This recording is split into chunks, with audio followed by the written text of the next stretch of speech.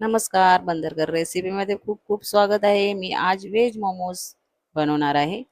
त्यासाठी गॅसवरती कढई गरम करत ठेवलेली आहे. त्यामध्ये मी अमूल बटर टाकलेले आहे, थोडा मिरची टाकलेली आहे, थोडी लसूण टाकलेली आहे, बघू शकता. कांदा टाकलेला आहे थोडासा.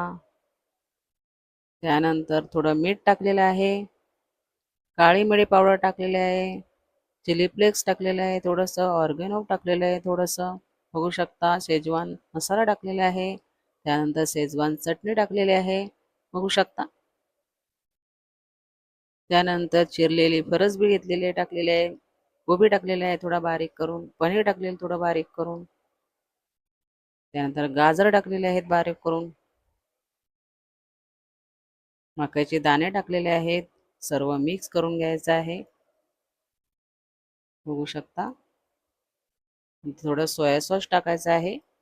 हे सर्व सारण तयार करायचं आहे. बघा, सर्व सारण तयार झालेलं आहे.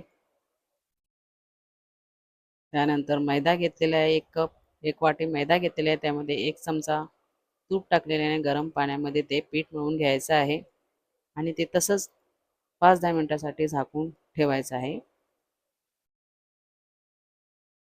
त्यानंतर थोड्या वेळाने ते पीठ काढून छोटी गोळी तयार करून छोटी पुरी लाटायची आहे. त्याच्यामध्ये ते सारण टाकून व्यवस्थित असं बंद करून घ्यायचं आहे. तोंड बघू शकता, व्यवस्थित बंद झालेलं दोन्ही बाजूने केलेलं आहे. त्यानंतर त्याला जसे कानवळे बनवते तसे छोट्या छोट्या कळ्या पडून घ्यायच्या आहेत. बघा, माझ्या थोड्या जाड्या झालेल्या आहेत, त्याच्यापेक्षा बारीक पण कळ्या पाडू शकतो. व्यवस्थित ते छानपैकी तयार करून घ्यायचा आहे आकार. बघा, वेगवेगळ्या आकाराचे मोमोज, व्हेज मोमोज तयार केलेले आहेत मी. त्याच्यानंतर गॅसवरती मी गरम करायला पाणी ठेवलेले आहे, त्याच्यामध्ये चाळण ठेवलेले आहे. त्या चाळणीमध्ये मी सर्व ते मोमोज वाफवण्यासाठी ठेवलेले आहेत. बघा, वाफवून झालेले आहेत मोमोज तयार.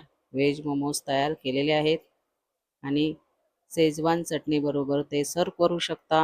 रेसिपी आवडल्यास लाईक करा, शेअर करायला, सबस्क्राईब करायला विसरू नका. धन्यवाद.